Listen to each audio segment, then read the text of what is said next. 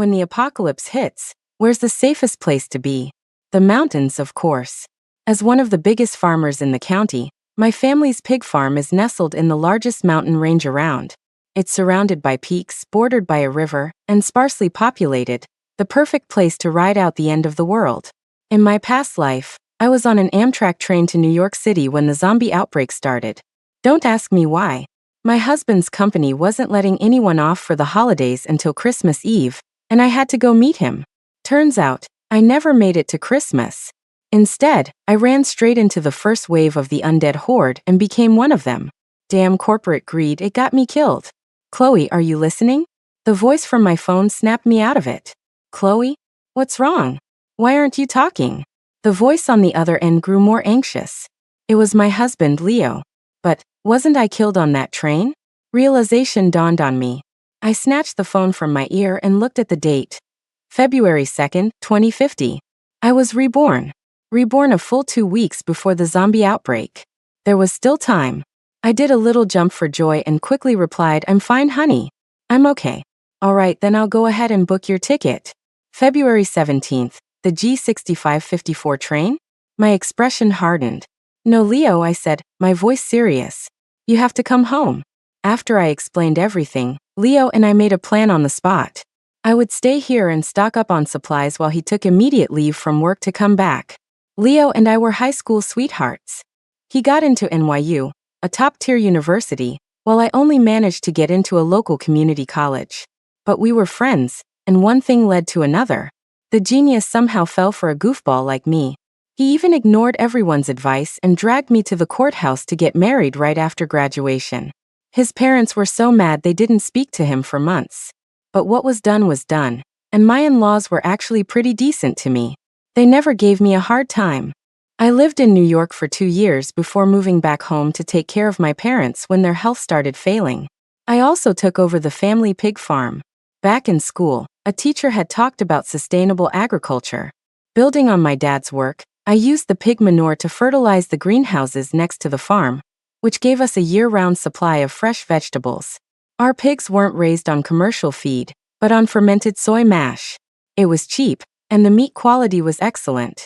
Every winter, I'd hire people to make a batch of cured meats and artisanal sausages to sell at major grocery stores. Over a few years, we established our own dedicated sections in several major chains, selling directly to customers. My in-laws owned a supermarket in town, and after I came back, they let me manage that too. All told, our income streams brought in close to $500,000 a year. Add in the 80 or 90,000 Leo managed to save annually, and we were doing pretty well. Our plan was to work hard for a few more years, save up a nest egg, and then move both sets of parents to New York with us. Who knew the zombie apocalypse would hit before we ever got the chance? In my last life, it was game over for me right at the start. I have no idea what happened to any of them. I took stock of our liquid assets. Cash, $185,000. Large investments, $700,000. Accounts receivable from stores, $210,000. Total, $1,095,000. I get paid by the supermarkets on the 5th of every month, which was in 3 days. If I pulled the money from my investments now, I'd lose the interest, but who cares about interest when the world is about to end? Getting the cash to hoard supplies was what mattered. I quickly scheduled a call with my financial advisor to transfer the funds. We knew each other well, so when I told him I was planning to move to New York and just wanted the money liquid in a checking account for now, he readily scheduled an appointment for the next morning. Our families are small, we're both only children, so there are just 6 of us in total. This amount of money would be more than enough. Next, I called Mr. Wallace, a big pig farmer in the neighboring county.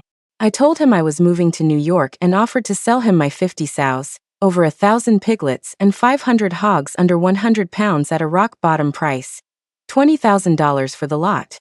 It was practically a giveaway. He immediately said he'd be over the next day to pick them up. After hanging up, I contacted Mr. Shaw, the biggest pig buyer in our county.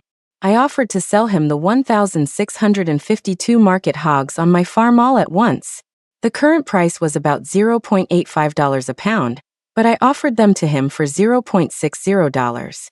The catch? I wanted cash, no IOUs. I also promised to give him my contracts with the grocery stores for free. And to sweeten the deal, I threw in the several tons of fermented soy mash I had in my warehouse. Our pork sold well, and he'd be getting established sales channels. Mr. Shaw didn't try to haggle. He said he'd spend the next day getting the cash together, and would be over the day after that to pick up the pigs. That night, Leo and I stayed up late making a master list of supplies. We divided it into 5 categories: food, household goods, security, medicine, and energy. For food, we already had wholesale contacts through the family supermarket. I sent out the order lists to our various suppliers. Staples, 50-pound bags, 400 of rice, 200 of flour. Green beans, red beans, soybeans, 50 bags of each. Cooking oils, peanut oil, canola oil, soybean oil, olive oil, 40 cases of each.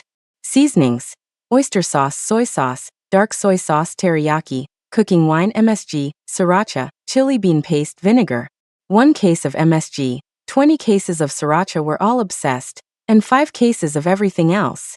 Plus 2 cases of assorted hot pot bases.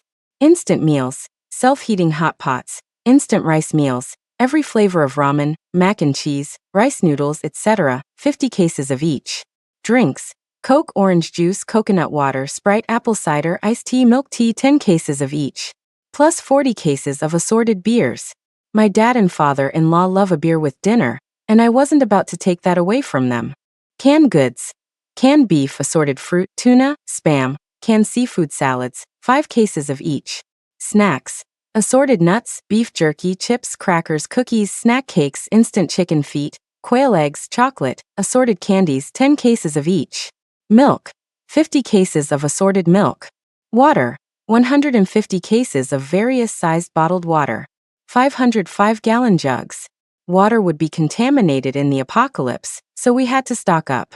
Since fresh milk has a short shelf life, I also bought 60 containers of senior nutrition powder and 40 containers of adult milk powder. Household goods, 10 cases of every type of paper product, 20 cases of feminine hygiene products, 6 cases of condoms, 6 boxes each of men's and women's underwear, 10 boxes of socks, 2 boxes each of thick slippers and sandals, 2 boxes of power banks, 300 boxes of hand warmers, 2 boxes of toothpaste, 1 box of toothbrushes, 2 boxes of towels and face cloths, 20 battery-powered lamps with 2 boxes of extra batteries, 10 boxes of trash bags, 10 of plastic wrap, a box each of lighters and matches, 20 cases of bug spray, 10 of mosquito coils. I sent the lists out. The orders would start arriving the day after next, on February 5th. It was peak season for holiday orders anyway, so our bulk buying wouldn't attract any attention. I had everything delivered to the usual spot. After all that, I drove with my parents into town to meet my in-laws. I called my mother-in-law ahead of time and said I was bringing my parents over for breakfast. After we finished eating, the 4 of them sat down expectantly, waiting for me to speak. I dialed Leo, who was at home on his day off. I briefly explained my past life and our plan for what was coming. With a supermarket and a pig farm, our family would be a massive target in the apocalypse. To get people off our scent, we had to start telling everyone now that we weren't planning on staying. We were liquidating everything before the holidays and moving to New York. After I finished, the room was silent for a few seconds. The idea of zombies wasn't easy to accept. Leo and I waited quietly. All right then. We'll do whatever Chloe and Leo say, my dad said, taking a drag from his cigarette. He was the first to speak.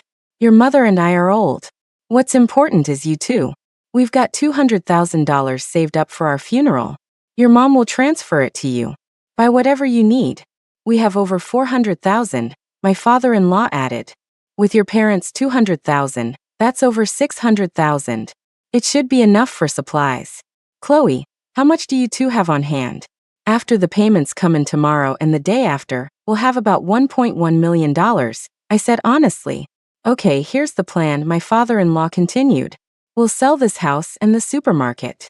That should get us another $100,000 or so. We'll pool it with your money, and in a few days, we'll convert it all to gold. When the apocalypse is over, we'll still need to live. Having something valuable on hand will make things easier. Everyone agreed. After the world ended, cash would be as good as toilet paper. Gold would be the only real currency. Leo, who had been quiet, suddenly spoke up. Chloe, transfer the money to me. I'll bring it back from the city. Our town is too small, converting that much cash to gold would be too conspicuous. I've been thinking, I can drive back from here and bring some things that we can't buy at home. Finally, I reminded everyone to keep this a secret. The most terrifying thing in the apocalypse is other people. You never know what someone will do when they're desperate. Everyone agreed. The meeting was a success. I immediately shared the shopping list Leo and I had made last night in our family group chat. The supermarket orders were placed, but there was still so much more to do. And since we didn't know exactly when the zombie virus would break out, we had to get everything ready within 10 days, just in case. Next came the division of labor. My mom and mother-in-law would hit the wholesale markets to buy all the remaining supplies. My father-in-law was in charge of procuring gas, generators, freezers, and water tanks, as well as selling the house.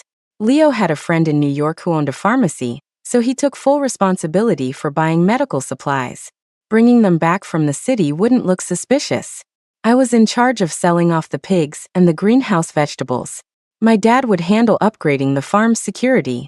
With our tasks assigned and my appointment with the financial advisor approaching, we all set off. My mom and mother-in-law headed straight for the wholesale market, hand in hand. I went to the bank. My father-in-law contacted a real estate agent. And my dad drove back to the farm. By the time I left the bank, our group chat was already buzzing. My mother-in-law had transferred their $205,000 to me. My mom and mother-in-law had already bought 3 cows, 20 sheep, and countless chickens, ducks, and fish. They were on their way to the seafood section. My dad sent pictures of the farm's cold storage and warehouse to the group. Since we were constantly shipping out pigs, our farm was equipped with a large cold storage facility. All the rooms had central air conditioning, powered by solar panels. Plus, the mountain location meant it was naturally cool in the summer and warm in the winter. As long as we didn't face extreme weather, we wouldn't have to worry about electricity. But we had to prepare for extreme weather. Thinking of this, I tagged my father-in-law in the group chat, reminding him to stock up on a few extra generators and plenty of diesel and gasoline. Then I tagged my mom and mother-in-law, telling them to get down jackets and thick comforters for extreme cold and heat. All 3 immediately replied, "Got it." Inspired by my suggestion, my father-in-law posted that he had ordered 2 truckloads of firewood and 2 of smokeless charcoal. He also bought 20 alcohol stoves, 3 sets of gas stoves, 3 sets of propane stoves, 100 cases of solid alcohol fuel, and 100 propane tanks. My dad immediately followed up, saying he was going to build an old-fashioned fireplace in the dining area, which would be useful in case of extreme cold. I thought for a moment and contacted the company that installed our solar panels, ordering 5 more complete sets. That way, if anything broke, we'd have replacements. Back at the farm, I gathered all the employees. There weren't many of us. Our operation was mostly automated, so including me, there were only 10 people. 5 on the farm, 2 in butchering, 2 in the greenhouses, and me the boss. Everyone assumed I was going to talk about holiday bonuses, and their faces lit up with anticipation. We'd all worked well together over the years. If it wasn't a matter of life and death, I would have loved to keep working with them. As you all know, my husband is in New York, and I've been here taking care of both our families. We're not living together, I began slowly. I've called you all here today to let you know that I've decided to move to New York to join him. The room erupted in murmurs. The expressions on their faces were a mix of regret, concern, and mostly disappointment. "Miss Taylor, do you need people in New York? What if we came with you?" The speaker was Mike, a man with 3 kids in school, struggling to make ends meet on his own. The others quickly chimed in with agreement. The economy was tough, and jobs were hard to come by. I held up a hand for silence. "I'm planning on getting back into the same business in New York, but I haven't got everything set up yet," I continued. "Once I do, if you're still willing to work for me, you're more than welcome to come. For now, let's consider this an early start to the holiday break. You'll get your full pay and bonuses as usual. On top of that, everyone will get an extra $5,000 in cash, 2 pigs, 100 pounds of vegetables, 100 pounds of our artisanal sausage, and 100 pounds of cured meat. Go home, get your holiday shopping done early, and spend some quality time with your families." Cheers and applause filled the room. "Thank you, Ms. Taylor. You're the best, boss. I held up my hand again. But before you go, I need your help to wrap things up at the farm and the greenhouses. 3 days, I said, holding up 3 fingers. Let's aim to have everyone heading home with their holiday goodies in 3 days. Are you with me? Yes. They shouted in unison. All right, here are the assignments. Mike, Mr. Wallace from the next county, is coming this afternoon to pick up the sows and piglets. You and Lee will help him load them up. Big John, Little John, Ken, and Young Lee. You 4 are responsible for taking all 122 hogs over 250 pounds to the butchery. Get them slaughtered and processed. I've promised the buyer they'll be ready in 2 days. I need all the pigs moved to the butchery today. Mike and Lee, after the pigs are gone, give the farm a thorough cleaning and disinfection. Once you're done, head over to the butchery tomorrow to help the others. After assigning the farm tasks, I turned to the 2 women left in the room, Mrs. Davis and Mrs. Miller. Mrs. Davis, you'll be in charge of vacuum sealing the sausages and cured meats. Set aside the portions for everyone individually. Mrs. Miller and Sean, you're responsible for harvesting everything in the greenhouses. Again, set aside everyone's individual portions. We'll be delivering all these vegetables to the buyer in the next 2 days. Mrs. Davis and Mrs. Miller nodded. Okay, let's get to work, I said, waving them off. After getting the farm work sorted, I went to the rearmost building on the property. The first and second floors were where my parents and I lived. The first basement level was a warehouse, and the second was a cold storage facility. The workers never came to this building. The cold storage had never been used since it was built, but we kept it maintained just in case, ready to be turned on at a moment's notice. Because of the warehouse and cold storage, we had installed a bank vault-grade, bulletproof door for the basement entrance. The walls were also heavily reinforced with steel rebar and concrete, 3 times thicker than normal walls. The warehouse on the first basement level was divided into 8 large rooms, originally for sorting different products. Now it looked like they would be perfect for bedrooms, once we added beds and closets. If things got bad, we could all move down here. Since the cold storage had never been operational, the workers didn't know about the basement. Even my mom, who didn't pay much attention to these things, was unaware. Only my dad and I knew. My dad and I discussed it and decided to install a fireplace on the first basement level as well. We'd store all the supplies in the basement, creating the illusion that the surface level was abandoned. The doors to the upstairs rooms were all high security. The entire farm was enclosed by a 12-foot-high wall topped with barbed wire, broken glass, and an electric fence. We had cameras everywhere with no blind spots. After all, the farm was a profitable business, and we were the only ones for miles. Security had been a top priority from day one. Looking around, our biggest problem was that the basement had no water supply, kitchen, or bathrooms, though we had roughed in the plumbing, thinking we might need a staff member on duty down there. My dad immediately said he could handle the water and kitchen, and have it done in 2 days. As I came up from the basement, Mr. Wallace was arriving. I quickly called for Mike to let his truck in. The farm's main gate was also 12 feet high, 15 feet wide, and 8 inches thick. The 2 doors together weighed over 2 tons, custom made. Just inside was the truck scale. This gate was only for selling pigs and receiving deliveries. We usually used the side gate. Once the truck was in, Mike and Lee expertly set up the loading chute. Mr. Wallace's men on the truck guided the pigs in, while Mike and Lee herded them from the pens into the chute. The pigs, startled by the shouts, had no choice but to move forward. It was 5 p.m. by the time they finished loading. Before he left, Mr. Wallace did a final count and transferred the money to me. Income: $20,000. My dad had already gathered the materials he needed and was planning to start work tonight. The butchery had already processed 20 hogs. The remaining 102 would be done tomorrow. Mrs. Davis had packaged 1,000 pounds of sausage. A quick estimate showed there were still about 1,500 pounds of sausage and 4,000 pounds of cured meat to be packaged. Over in the greenhouses, Mrs. Miller had harvested all the cabbage and Napa cabbage, about 400 pounds of Napa and 250 of regular cabbage. Sean had dug up all the sweet potatoes, and radishes, but it was hard to tell the yield yet. I asked Mike and Lee to help Mrs. Davis with the packaging. If they worked hard, they could finish the meat tonight, and tomorrow, after loading the truck, they could all help with the vegetable harvest. My mom and mother-in-law, the main shopping force, kept the group chat updated with their progress. The two of them were on an unprecedented shopping spree.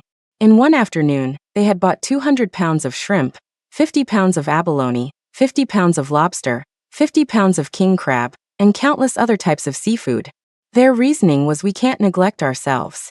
They also bought 10 sets of down jackets for everyone, 10 sets of pajamas for each season for each person, 10 sets of loungewear for each season for each person, 12 extra thick comforters, 12 goose down duvets, 30 sets of sheets, 12 electric blankets, and for the three of us women, 6 sets of our favorite skincare products and 5 boxes of face masks each.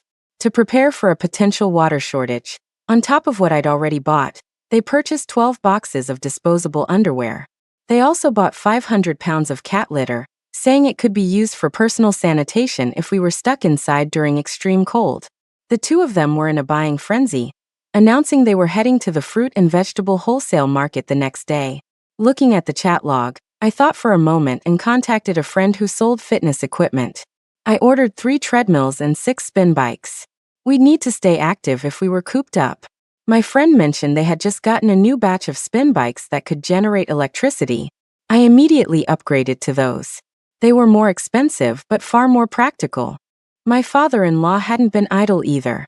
He'd rented a large storage unit on the outskirts of town and 10 large freezers.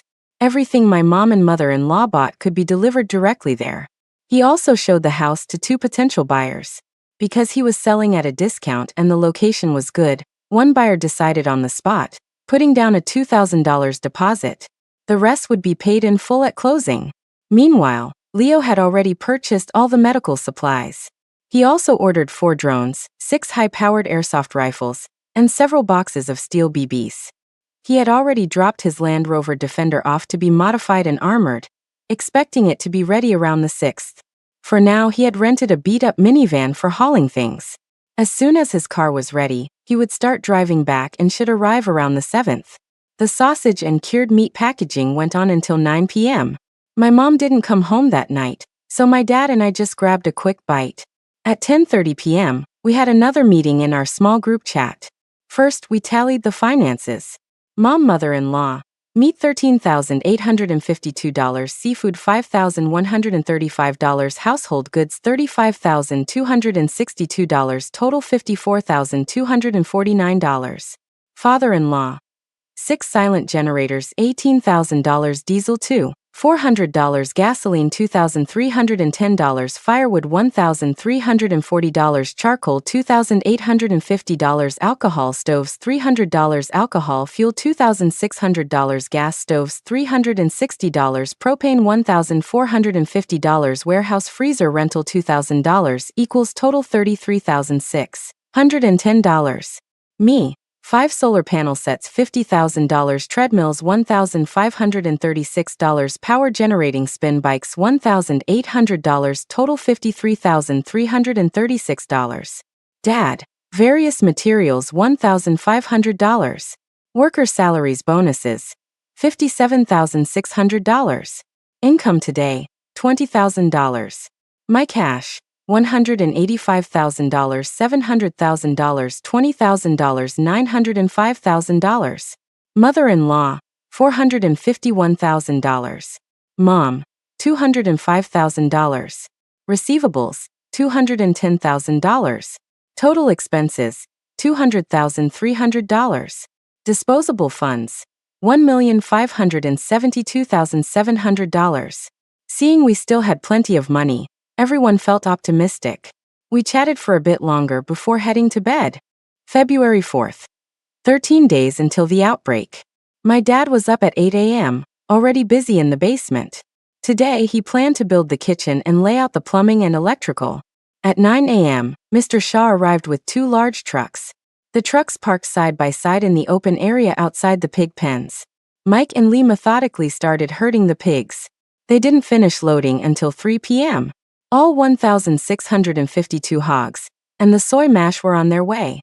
The total weight was 416,304 pounds. At $0.60 a pound, that came to $249,782.40. Mr. Shaw was a man of his word and transferred me an even $250,000. Income, $250,000.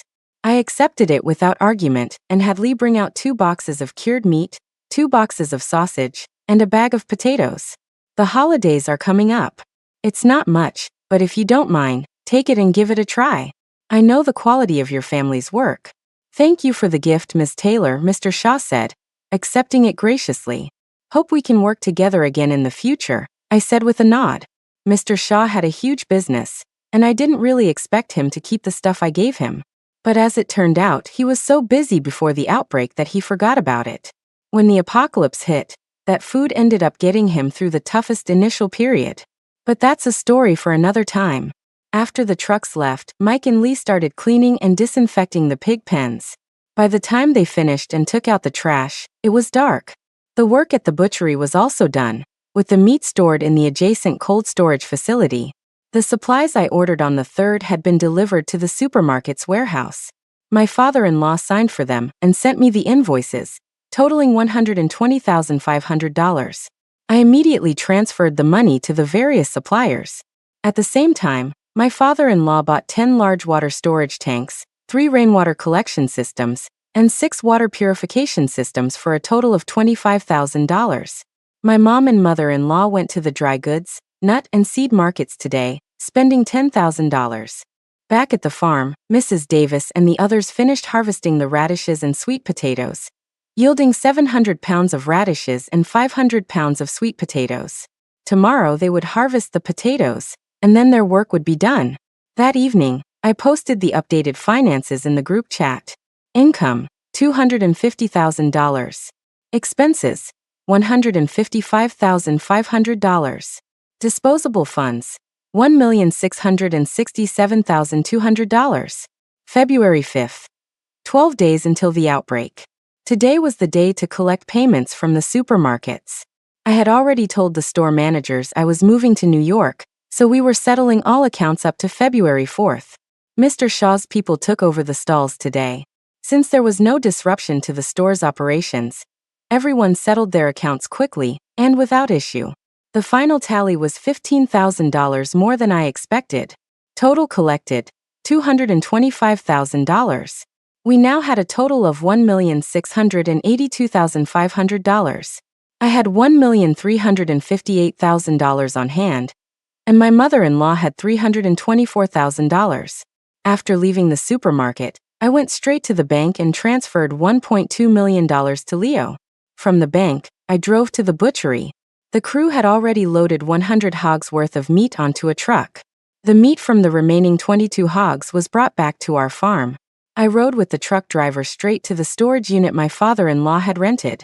The movers he'd hired were already waiting to unload the truck. After they finished, I settled up with them. I paid the driver and he left. Trucking fee $50. Once that was done, I drove back to the farm. The vegetables from the greenhouses were all packed in small crates. The meat from the 22 hogs was packed in large bags. Mike handed me the final inventory list. We now had sausage, 2,400 pounds. Cured meat, 4,000 pounds. Napa cabbage, 400 pounds. Cabbage, 250 pounds. Sweet potatoes, 500 pounds. Radishes, 700 pounds. Potatoes, 2,000 pounds. I had promised everyone 100 pounds of vegetables, and I let them choose what they wanted. They all picked potatoes since they store well. For ourselves, I kept back the meat of 4 hogs, 200 pounds of sausage, 200 pounds of cured meat, 50 pounds of cabbage, 50 pounds of sweet potatoes, 50 pounds of radishes, and 100 pounds of potatoes. I had the workers help load the rest onto a truck. After everything was loaded, I transferred everyone's final pay and bonus, averaging over $6,000 per person. Their faces were all beaming. This was almost a year's salary for them. Plus, with all the food we gave them, they'd be set for months. Thank you, Ms. Taylor. Happy New Year, and I hope you make a fortune next year. Thanks, boss. Happy New Year. I smiled and waved. Go on, pack your things and head home. Have a wonderful holiday. As they went to their dorms to pack, my dad got in the truck to deliver the last load of supplies to the storage unit. When he got back, everyone was packed and ready. Mike, Ken, Lee, Big John, and Mrs. Miller were all local. I had my dad drive them home in the farm's truck. The others asked if we could give them a ride to the county seat, where they could catch a bus home. They all lived in the next county over, which was only a 4-hour round trip. My dad and I decided to just drive them all the way home and spend the night in town. They were thrilled when we offered. It was past 10 p.m. by the time we got back to town. We chatted for a bit, and then all went to bed. February 6th. 11 days left. Starting today, the major renovations on the farm could begin. Early in the morning, my father-in-law drove the water tanks, generators, and rainwater collectors back to the farm. My dad went to a door and window shop and a furniture store. He ordered 10 heavy-duty titanium alloy security doors, 3 beds, a dining set, and a sofa, spending $18,000. The basement kitchen, plumbing, and electrical were already finished. Once the water systems were installed, we could move the furniture in. After my dad and father-in-law left, I drove to pick up the fitness equipment I'd ordered. After that, I went to a computer store and bought 20 laptops for $10,000. From there, I went to the biggest outdoor supply store in town. I bought 12 sets of everything: pepper spray, tactical batons, stun guns, mace, sleeping bags, binoculars, moisture-proof mats, safety ropes, climbing ropes, windproof gear, mountaineering boots, anti-hypothermia kits, backpacks, Swiss Army knives, and more. It all came to $8,000. As I was leaving, I spotted a stack of high-capacity rechargeable battery packs in a corner. "Excuse me," I asked the owner, "how many of these batteries do you have left?" The owner looked at me like I was Santa Claus. "I've got 20 more sets in stock. If you take them all, I can give you a discount. These are the largest capacity batteries you can buy on the market." That was exactly what I wanted. Perfect. I'll take them all. How much? $40,000 flat. Sold. So I lugged 20 more heavy bricks back to my car. Next, I stopped at a hardware store. Machetes, hammers, axes, wrenches, saws, I bought several of each. Better to have them and not need them. On the way, I passed a bookstore and went on another shopping spree. World classics, popular novels, philosophy, comics, newspapers, magazines. I grabbed one of every book that looked interesting. When the zombies come, we'd be stuck at home with nothing to do but watch shows and read. When I got back to the storage unit, my mom and mother-in-law were already there. They were pickling half the cabbage and radishes. "Mom, you're back so soon?" "Yes. Chloe, come look at this," my mom said excitedly. I peered into a cardboard box and saw a flock of fluffy little chicks scurrying around. "Chicks?" I asked, confused. "You wouldn't know. These are speckled Sussex chickens, the best for laying eggs. Even if we can't go out, we can't skimp on nutrition," my mother-in-law explained. "That's a great idea. We still have some of that fermented soy mash left. We can use it as feed," I nodded. "But chickens make noise." I pulled out my phone, did a quick search, and ordered a batch of soundproofing foam and one-way privacy film for windows. I paid extra for shipping directly to the storage unit. Just as I finished, a message came from Leo. He had the gold bars and was getting ready to leave. He estimated he'd be home around 3 a.m. I immediately texted him back, telling him to be safe on the road, and that we'd be waiting for him. That evening, my dad and father-in-law drove back from the farm. When Leo arrived, dinner was just being served. The moment he walked in, he pulled me into a tight hug, his eyes a little red. In the last life, our family was torn apart. This time, we were going to survive, together. February 7th. 10 days left. My father-in-law and dad continued their work at the farm. The rest of us, me, Leo, my mom, and my mother-in-law, hired a moving company to pack up everything from our house and transport it to the farm. We then contacted the buyer, closed the deal, and transferred the property. That night, we split into pairs and, using 3 cars, made 2 trips to move supplies from the storage unit. February 8th.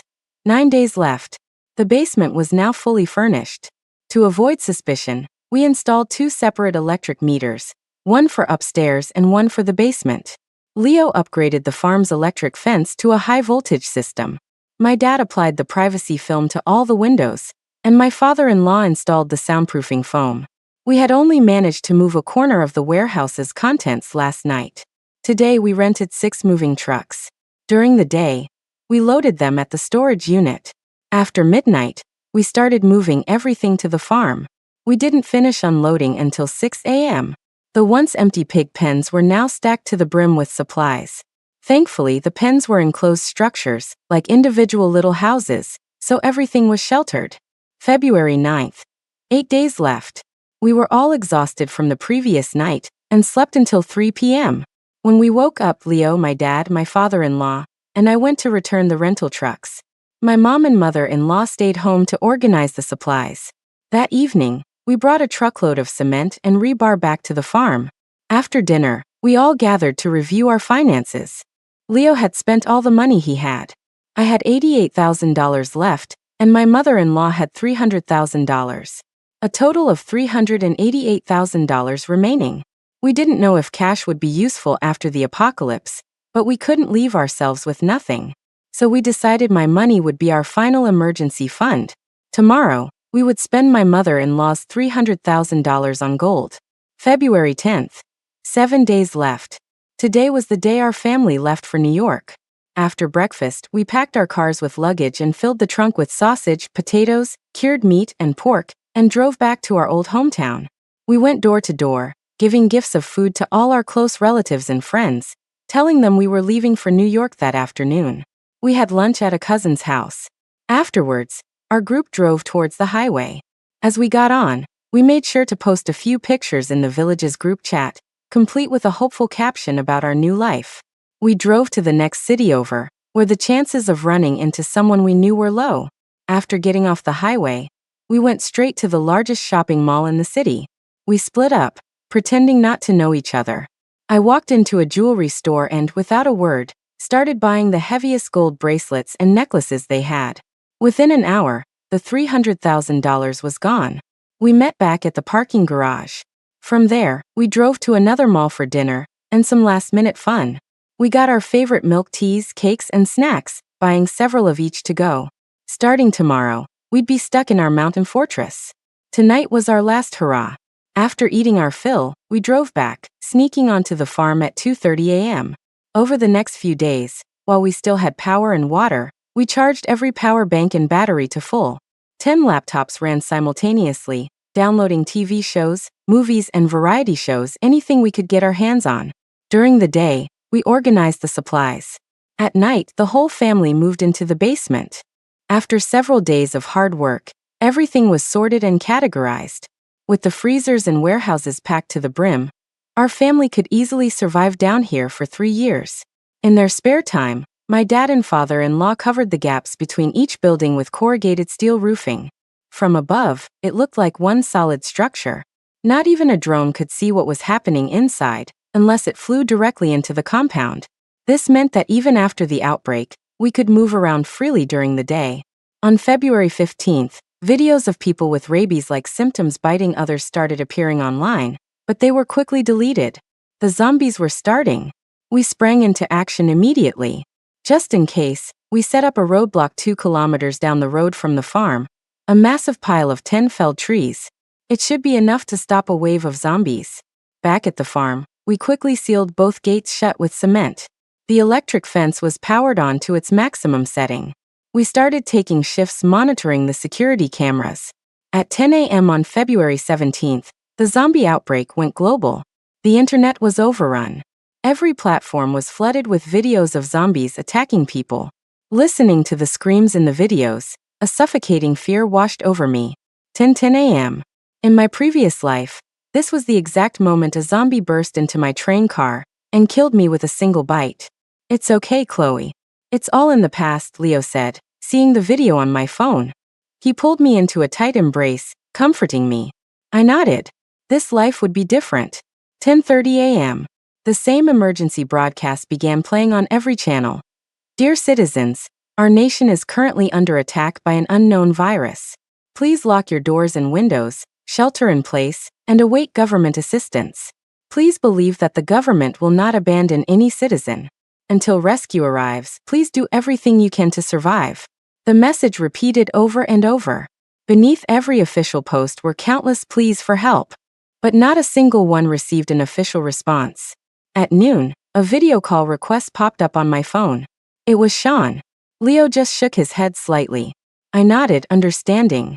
I placed the phone on the table and just watched the screen. After 2 rings, he gave up. A moment later, a text message from Sean came through. I didn't open it right away. I waited half an hour before reading it. It said, "Miss Taylor, how are you guys doing in New York? Thanks for the holiday bonus. Because of that food, my family should be able to hold out for a while. Thank you." If he just wanted to say thanks, why try to video call? I scoffed internally. I'm not a saint, but a zombie apocalypse is a different beast. I gave everyone a generous severance package as a plausible excuse to help them out. I never thought it would turn me into a target. We started getting messages from everyone, mostly expressing concern. Mike and Little John also messaged me. They said they were glad they had listened to me and stocked up for a big holiday celebration. They thanked me for saving their families. Leo pulled out the walkie-talkies he'd prepared and gave one to each of us. From that day on, we'd work in 2 shifts, me and Leo and my dad and father-in-law. My mom and mother-in-law were in charge of our daily life. To lighten the heavy atmosphere, my mom and mother-in-law decided to make a lavish seafood feast for lunch. 2 king crabs, 6 lobsters, a big bowl of abalone, and a huge bowl of shrimp. The delicious aroma of the meal soon filled the air, and our tense nerves began to relax. As we relaxed, our appetites returned, and we all dug in. To hell with whatever monsters were out there. We'd face whatever came our way. With a fortress like this, easily defensible and hard to attack, who was there to be afraid of? That night, Leo and I were on watch. I sat in the surveillance room while Leo sat by the basement entrance. The silence outside was absolute. In the early hours of the morning, after a bowl of instant ramen, we quietly launched a drone. The drone rose slowly, gradually revealing the situation in the village below. Every house was dark. There were no zombies roaming the village streets, which meant they hadn't reached here yet. The village was nestled against the mountains, and not many people lived here year-round. It was mostly the elderly and children. The young people had mostly left for work in the cities. Those who could afford it had moved to the county seat for their kids' schooling. To better monitor the situation at the foot of the mountain, Leo maneuvered the drone to land on the roof of an abandoned shed halfway up the slope. It was inconspicuous, you wouldn't notice it even in broad daylight. At 4 a.m., a Land Rover came speeding down the road into the village. It pulled up to a courtyard, and a couple with 2 young children got out. After getting inside, the couple quickly shut the courtyard gate. They frantically unloaded supplies from the back of the car, making several trips before shutting themselves inside the house. We didn't see them open the door again. They must have escaped from the city. At 5 a.m., my dad and father-in-law came to relieve us. Leo and I went to bed. I woke up at noon. "Chloe, Leo, you're awake. Come and eat." Seeing us up, my mother-in-law immediately brought out lunch. Celery beef, braised pork ribs, sweet and sour cabbage, fish with pickled greens, and stir-fried potatoes. They were all my and Leo's favorite dishes. "Dad, any activity this morning?" Leo asked as he ate. 3 more families have returned to the village below, probably from the city, my father-in-law said. "Were any zombies following them?" "Not so far." "Oh, and after those 3 families got back, a few young men from the village came out and blocked the only road into town with a barricade. They also went door to door to get a head count," my dad added. "As long as no zombies appeared in the village, our position up here would remain hidden for now." On the second day of the outbreak, the number of distress calls online decreased. Some people who had calmed down started posting self-rescue tips. I read through all the posts and summarized the key points. Zombies were sensitive to sound, smell, and light. They were slow-moving but extremely aggressive and felt no pain. They wouldn't go down unless you destroyed the brain. The virus spread through blood, and the transmission was incredibly fast. A scratch or a bite would cause you to turn within 10 minutes. There were also many videos of military units fighting zombies, but the battles looked horrific. Most videos just showed streets and neighborhoods swarming with aimlessly wandering zombies. All the living were like birds in a cage, with no idea what the next moment would bring. Leo took out the airsoft rifles he'd brought back and spent his time tinkering with them in his room, probably modifying them. He was an engineering major in college and was great with his hands, unlike me with my literature degree. My mom and mother-in-law, meanwhile, were dedicated to honing their culinary skills. They watched cooking shows constantly, and while the internet was still up, they downloaded every recipe video they could find. I scrolled endlessly through videos on every platform, looking for the latest news. On the 5th day of the outbreak, the internet went down. The shows and movies we'd downloaded became our lifeline. My mom and mother-in-law had been cooking up a storm, and all of us had started to put on some weight. This couldn't continue. The fitness plan was officially launched. Treadmills and spin bikes were put to use. Everyone had to exercise for at least an hour a day.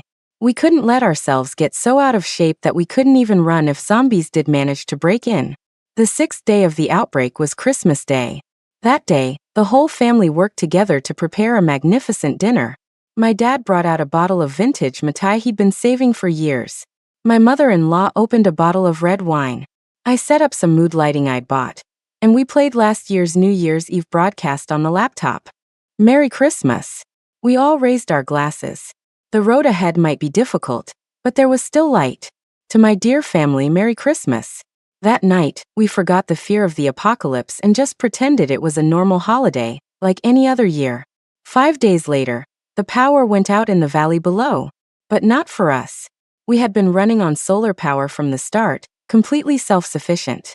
As long as we didn't have a long stretch of rainy or snowy weather, our power would last until the zombies were gone. However, to avoid attracting attention, we shut off the main breaker for the upstairs buildings. At night, our compound was as dark as the world outside. 10 days later, in the middle of the night, we heard a violent crash from down the mountain. Leo and I were glued to the monitors. A car had crashed into the village barricade. The barricade was breached, and the car was wrecked. A man and a woman scrambled out of the car and ran into the village, frantically pounding on doors, begging for help. 5 or 6 zombies had been following the car. With the barricade broken, they easily entered the village. Drawn by the sound, they headed straight for the courtyard where the couple was. Seeing that no one would help them, the couple started kicking the door in a frenzy, even smearing their own blood on it. Leo and I exchanged a look. This was human nature. The couple quickly became part of the horde. But the zombies didn't stop. Agitated by the blood, they slammed against the door of that house until the entire frame gave way. Soon, the screams of the family inside and the gurgling sounds of the zombies filled the night air. Several other houses quickly fell. The next morning, when my dad and father-in-law took over the watch, there were already 20 to 30 zombies roaming the village. With zombies now at the foot of the mountain, our sanctuary was no longer completely safe. From that day on, we went on high alert. We secretly flew another drone down and landed it on the village's cell tower. 5 months passed like this. Most of the village had fallen. Zombies clogged the roads, wandering aimlessly like headless flies. But because the zombies blocked the roads, no one dared to venture out. The two sides maintained a strange, twisted balance. One day at lunch, a burst of gunfire echoed from the valley. We immediately gathered at the monitors. 2 military-style Humvees were parked at the village entrance, and 7 or 8 armed soldiers were clearing out the zombies. We were ecstatic. The rescue team was here. The man in the lead held a megaphone. Villagers of High Blossom, the zombies have been cleared. We are a support team sent by the government to escort you to the southern safe zone. You can gather your supplies and leave with us. Soon villagers started emerging, carrying bags and luggage. With a few leading the way, the remaining survivors all came out. Before long, a sparse group of 12 or 13 people had gathered in the square. Some carried large bundles, others had only a small backpack. After half a year, many families had run out of food. We watched the small group, feeling a pang of sorrow. My mom and mother-in-law were already excitedly getting ready to pack. Leo and my father-in-law also looked relieved, but my dad and I grew more and more solemn. At first, we were happy to. We would have been if we hadn't seen Sean. The spot where everyone gathered after the zombies were cleared was directly in the drone's line of sight. The skinny young man standing next to the team leader was Sean, the same person who had tried to video call me on the first day. A chill ran down my spine. Sure enough, another round of gunshots soon rang out from below. The survivors' food was all stolen.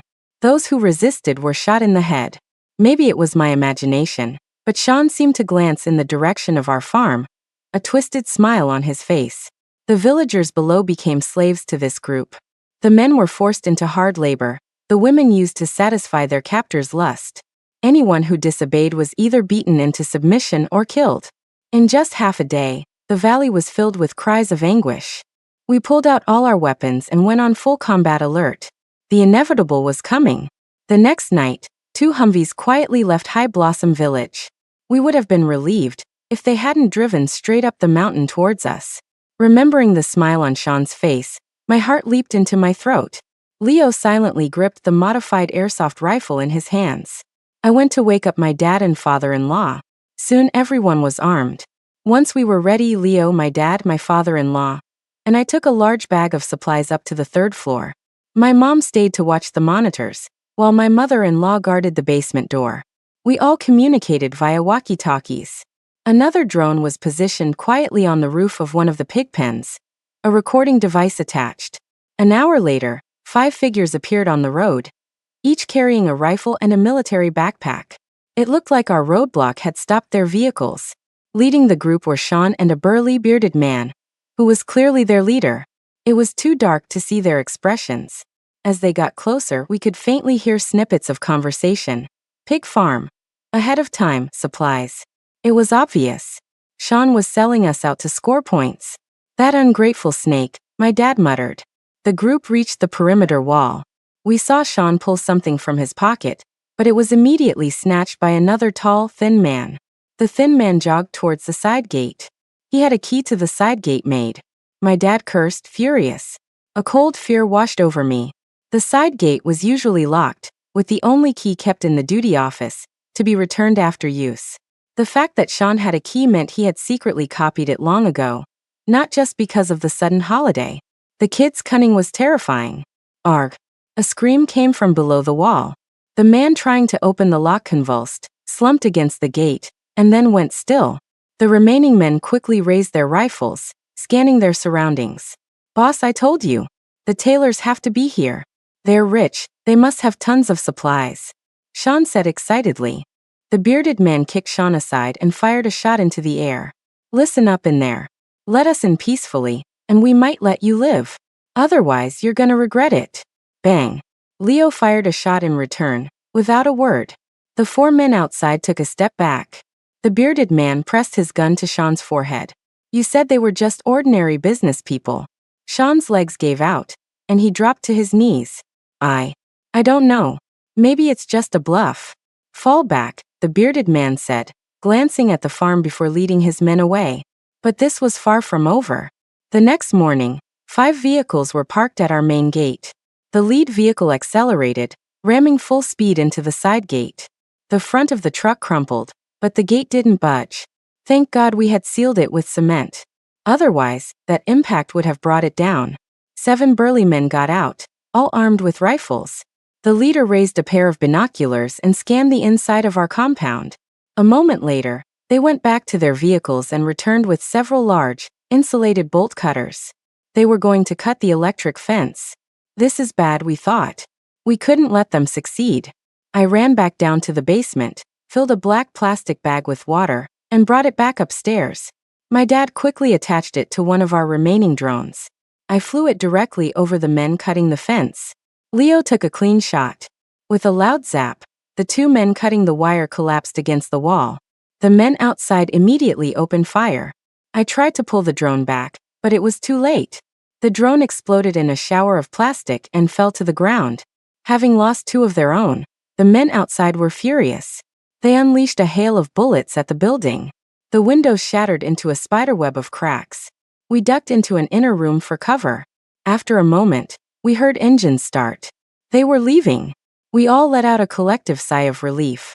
There were still 5 of them left. We had no idea when the next, more vicious attack would come. In the middle of the night, my dad woke me and Leo. I looked at the monitors and saw a massive group of people heading towards the farm. The surviving villagers were all coming up the mountain.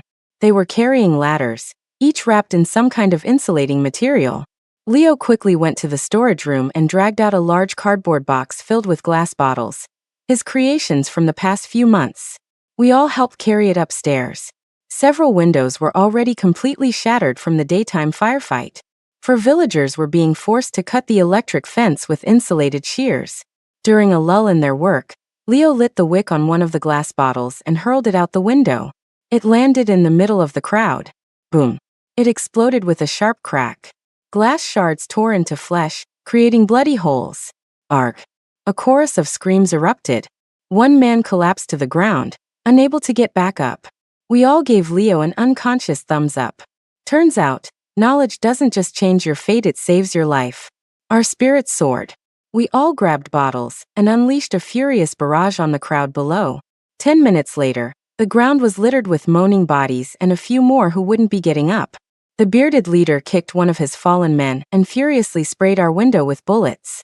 We quickly ducked into the next room. The glass bottle attack had taken out 2 of them. Now their group was down to just 3 armed men. Unfortunately, that bastard Sean was still unharmed. The 3 of them were now hiding behind their vehicles, plotting something. Leo went to his workshop and tinkered for a bit. When he came back, his airsoft rifle had a small launcher tube attached to it. He pulled out a special white tube, lit it, and placed it in the launcher. Whoosh! It shot out, landing between the front wheels of one of the Humvees. A series of firecracker-like pops followed, and the white tube burst, spreading flames everywhere. The Humvee started to catch fire in multiple places. Leo fired several more, and soon both vehicles were burning. The 3 men scrambled out. We seized the opportunity and threw more glass bottles. Sean and another large man were hit by shrapnel and fell to the ground. The bearded leader just kept firing wildly at our window. We quickly moved to another room. Suddenly, there was a massive explosion from outside. The gunfire stopped.